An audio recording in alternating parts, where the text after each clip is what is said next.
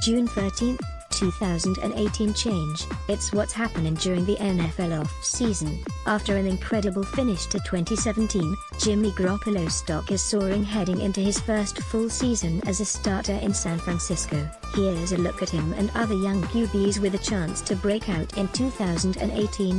Looking forward to the 2018 fantasy season?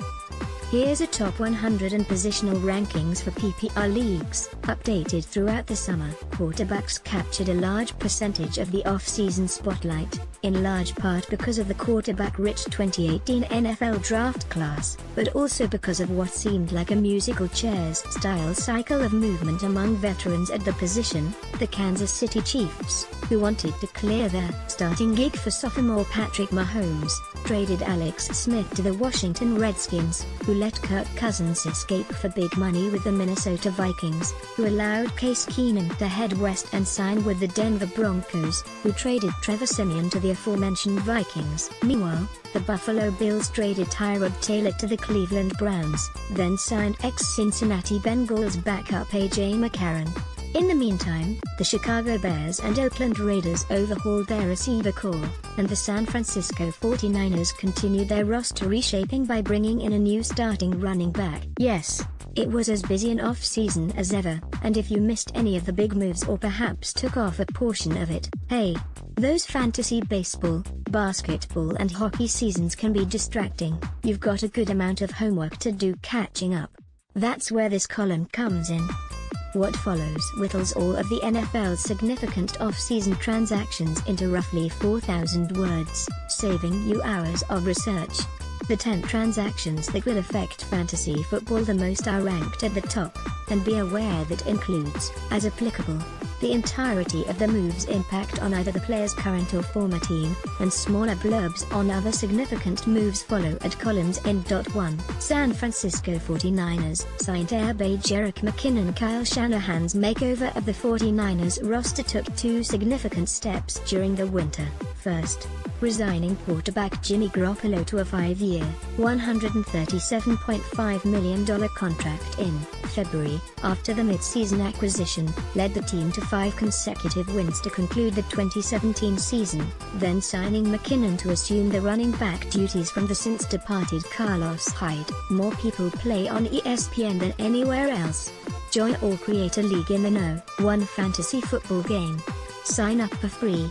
Depending upon your opinion of McKinnon, this move might not move the needle much for you in terms of impact, but that's also probably because you don't share Coach Shanahan's optimism of the running back's skill set. Often described a third down back, and he is quite good in that role, as his 94 receptions the past 2 seasons combined rank 9th among running backs. McKinnon brings greater balance between rushing and receiving ability than the man he's replacing, something Shanahan desired, and will be handed a true workhorse back role for the first time in his career.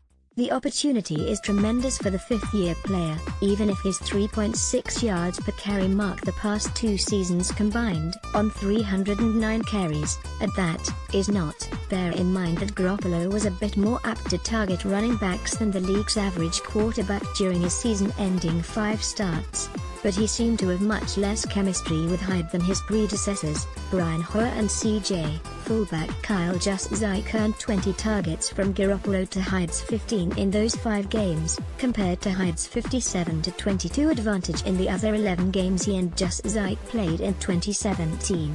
McKinnon should be a critical part of Garoppolo's/Shanahan's game plan, and in PPR formats especially that should pay big dividends. McKinnon is one of the more intriguing selections from this year's RB2 tier.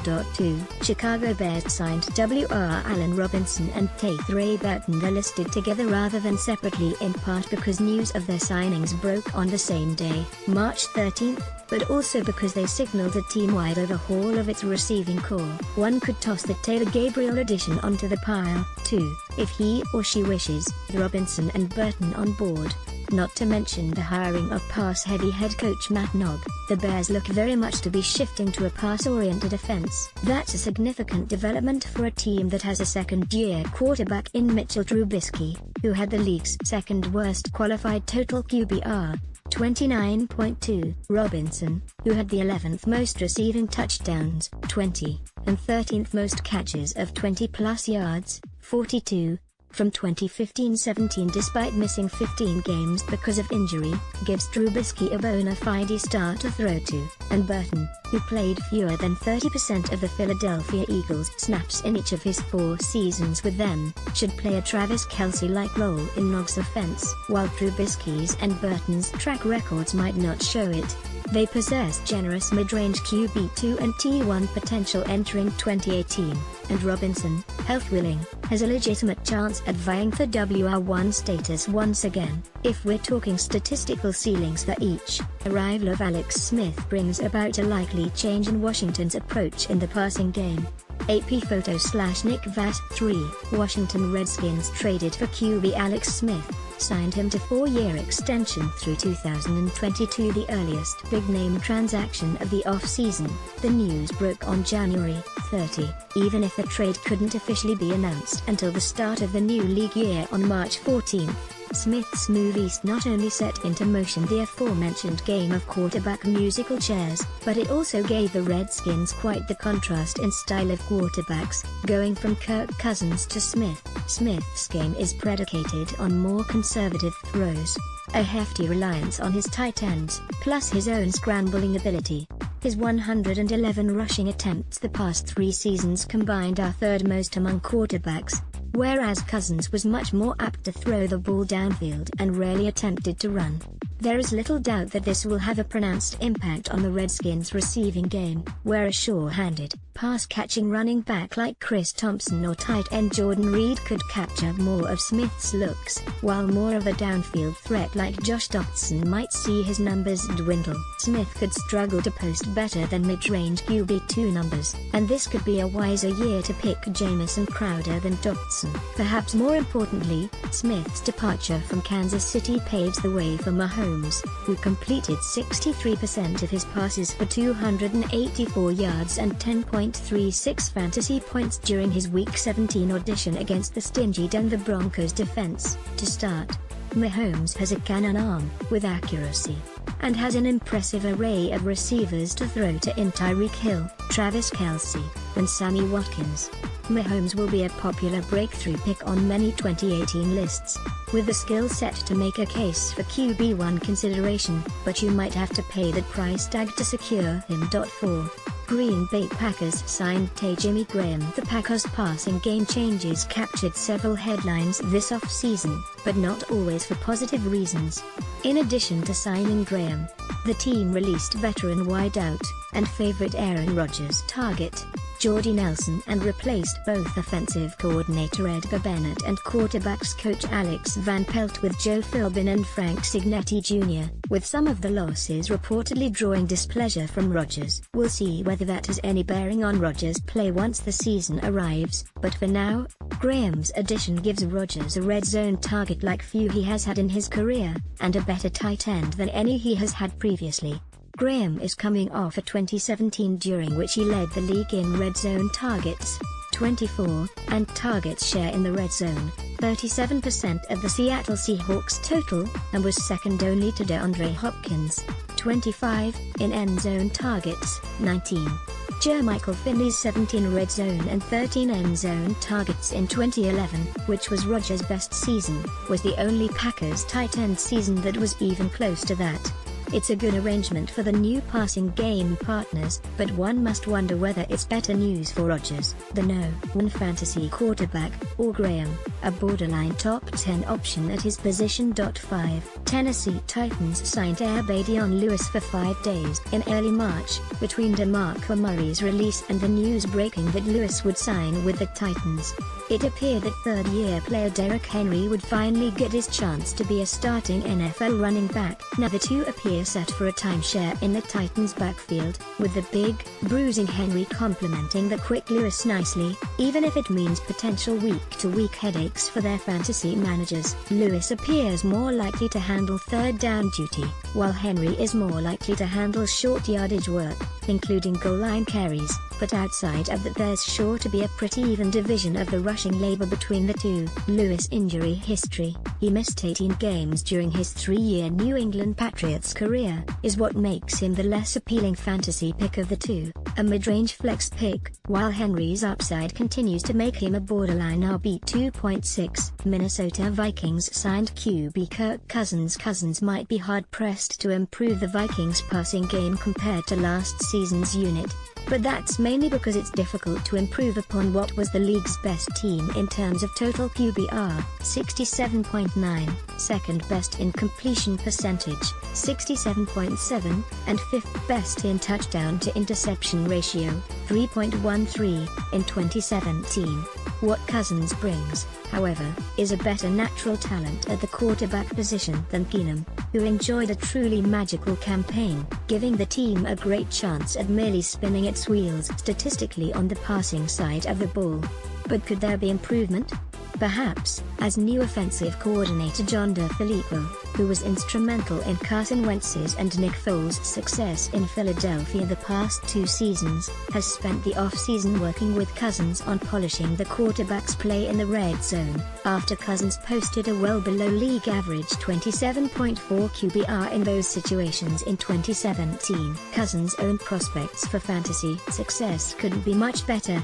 Now that he'll work with a deeper receiving core while complemented by a far stronger running game, and a top 5 fantasy season at the position is a possibility. He also should help maximize the fantasy output from wide receivers Adam Thielen and Stephon Diggs, tight end Kyle Rudolph and running back Dalvin Cook. Brandon Cooks certainly makes the Rams' offense better, but also more difficult to expect consistent production out of any one receiver in a given week. Kirby Lee, USA Today Sports 7. Los Angeles Rams traded for Wr. Brandon Cooks. Not all off-season transactions represent good news. The acquisition of Cooks was a good one from a team/on-field aspect, as he steps into Sammy Watkins' former deep threat role and deepens the offense, but his arrival in LA also clouds things for the Rams receivers from a fantasy perspective, himself included. Cooks had the league's 3rd largest average depth of target, 15.06, last season, but quarterback Jared Goff wasn't really any more apt to throw that far downfield than an average quarterback did, 7.56. NFL average was 8.12. Part of that can be attributed to Watkins' inconsistent play, but it also casts doubt upon what will be the pecking order between Cooks, Robert Woods, and Cooper Kupp, especially gauging it on a week-by-week basis in fantasy. Cook's big play potential might capture the most attention from prospective fantasy managers, and Kupp's red zone success last season shouldn't be overlooked. But the case can be made that all 3 of these receivers deserve rankings between 25th and 35th at the position, with their order a matter of personal preference. Cook's departure from New England depletes the Patriots' options at receiver, a problem that was compounded when it was announced in June that Julian Edelman is facing a 4-game suspension for violating the league's sped policy. 8. Oakland Raiders signed Wr. Jordy Nelson, traded for Wr. Martavis Bryant. The Raiders moved quickly at the start of the new league year to replace Michael Crabtree with Nelson, who had just been let go by the Packers, but added 2 years of age, more than $5 million in salary, and only 80% of the fantasy production, using 2017 numbers.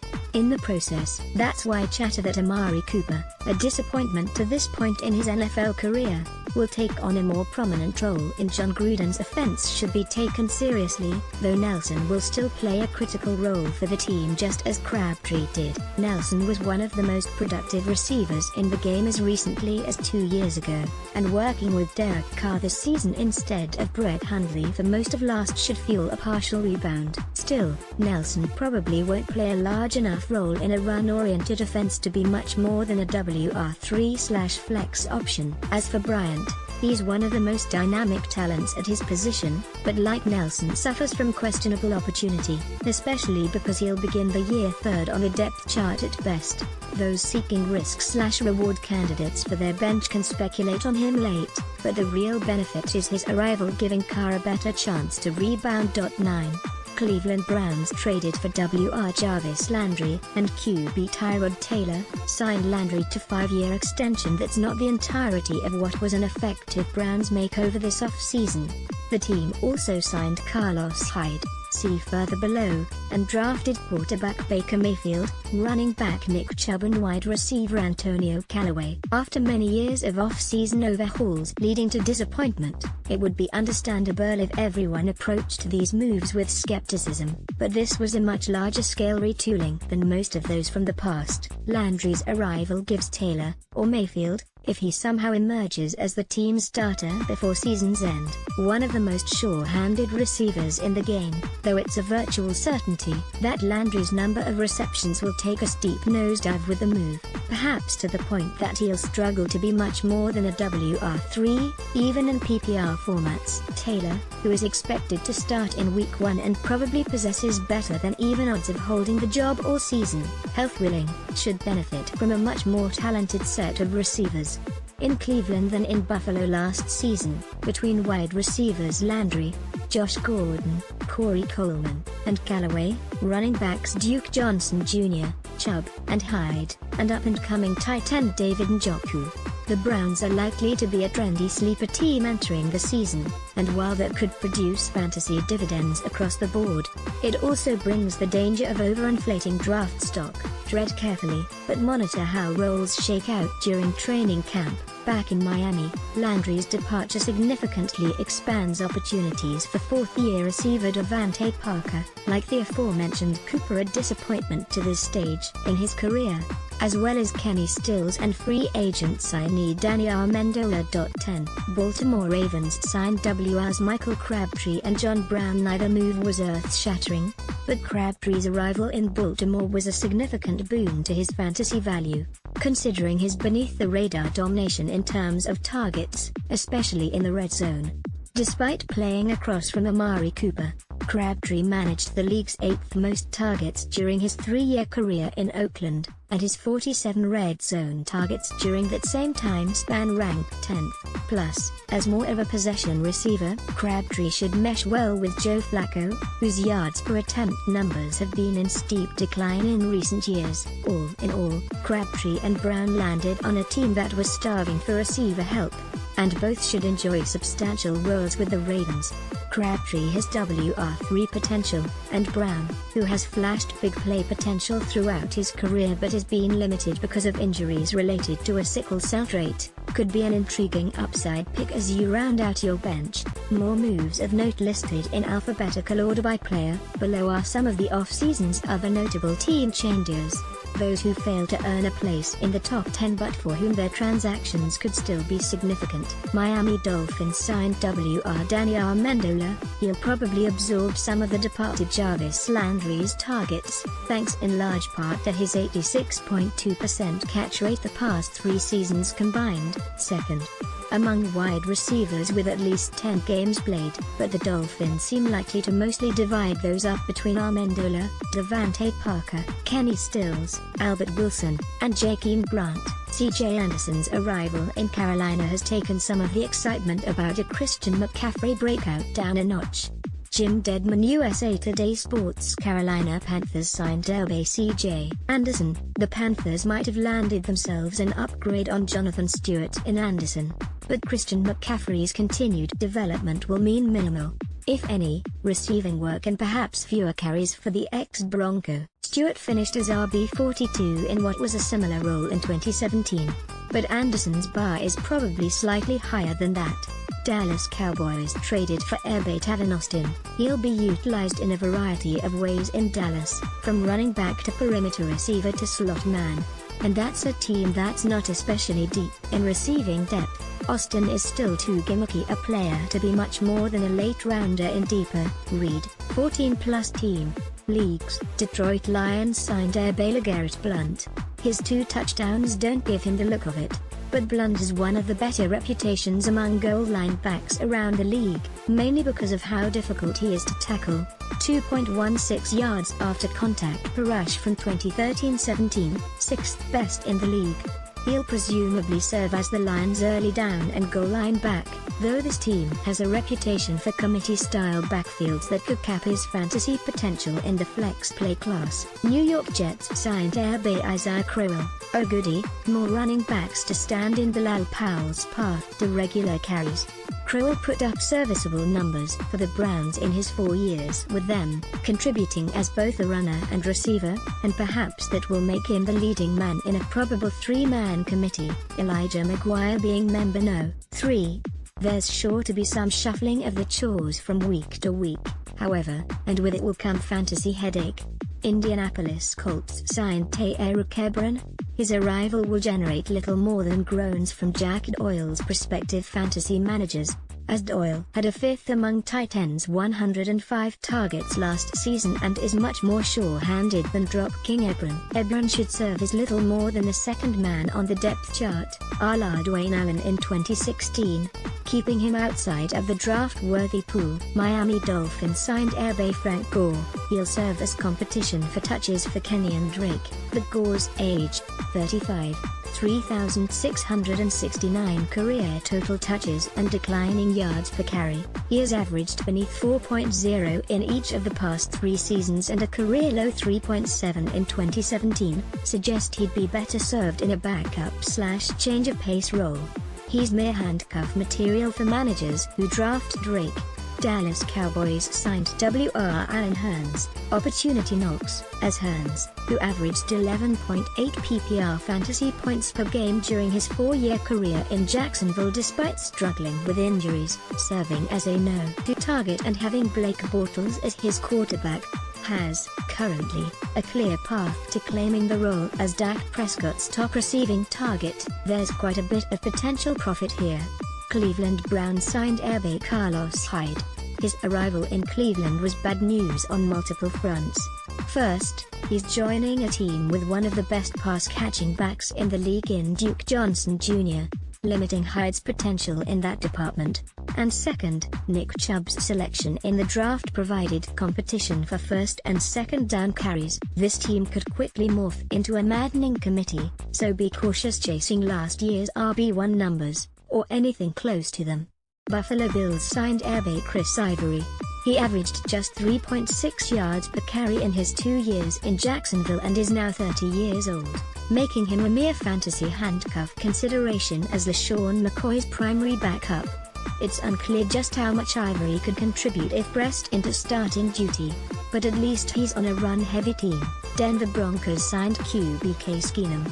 His career year was fueled by an astonishing improvement in terms of his accuracy, as his 67.6% completion rate was second best in the league and more than 9% better than his career number entering 2017. He'll have productive receivers to throw to in Demaryius Thomas and Emmanuel Sanders, but the team's passing game depth isn't quite equal to the Vikings, and the regression bug seems destined to drag Keenum back into the QB2 class, and probably the low end at that. Green Bay Packers traded for QB Deshaun Keyser. The Browns' 2017 starter, Keyser isn't even guaranteed the backup job to Aaron Rodgers. The Packers saw something they liked in Keyser, however, and perhaps can develop him into a viable future piece. Dynasty owners, keep an eye on that Keyser-Brett Hundley battle. Oakland Raiders signed Air Bay Doug Martin. Call him an insurance policy for Marshawn Lynch if you wish, as handcuff to the veteran running back is Martin's best-case scenario in fantasy entering 2018. Martin has had quite the boom-slash-bust career, and he's probably not even draft-worthy in 12-team leagues on a team that also has Jalen Richard and DeAndre Washington in its backfield. New England Patriots signed W.R. Jordan Matthews. He has his sights set on sliding into the departed Danny Amendola role as the Patriots' slot receiver, but that might not result in a large enough target share to be more than fantasy bench fodder. The Patriots do have a fair amount of competition on their hands at receiver entering camp, however, so it's possible Matthews could carve out a larger role. Will Dante Moncrief work his way into a prominent role after his move from Indianapolis to AFC South rival Jacksonville? David Rosenblum/Icon Sportswear. Jacksonville Jaguars signed Wr. Dante Moncrief. There's more opportunity in Jacksonville for Moncrief than he had in his 4 years in Indianapolis, but also more competition, including Marquise Lee, ticketed for the No. 1 role, D.D. Westbrook, Keelan Cole and DJ Chark. Moncrief is a mere roll of the dice in the final rounds. New York Jets signed Wr. Terrell Pryor Sr., following a miserable, injury-marred 1-year stint in the nation's capital. Pryor moved on to the Jets, whose quarterback situation isn't anywhere near as good.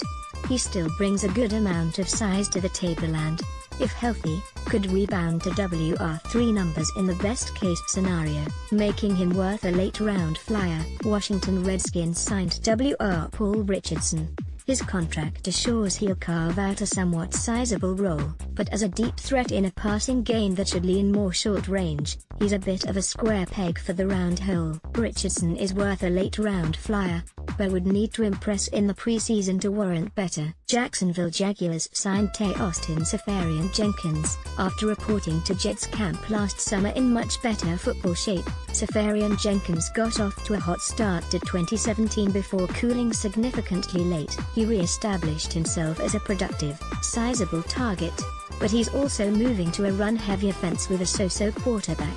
Consider him no more than a low-end T2. Minnesota Vikings traded for QB Trevor Siemian. He'll serve as Kirk Cousins' primary backup, and should be one of the more talented backups around the league come Week 1. Players like this can easily be scooped off the waiver wire in the event of catastrophic injury to the starter. However, Carolina Panthers traded for Wr. Torrey Smith.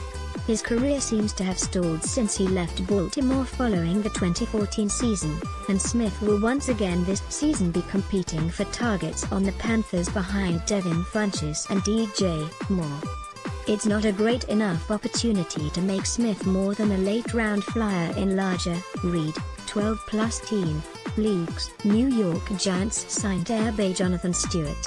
His addition was far more exciting from a fantasy perspective before the Giants selected Saquon Barkley No. 2 in the draft, as Stewart will now be the change of pace back behind one of the few running backs who will rarely require many breathers. Philadelphia Eagles signed Wr. Mike Wallace. Few players have provided the level of fantasy production despite limited attention during the past half-decade as Wallace, but he's unfortunately moving to one of the worst situations of his 10-year career, fantasy-wise.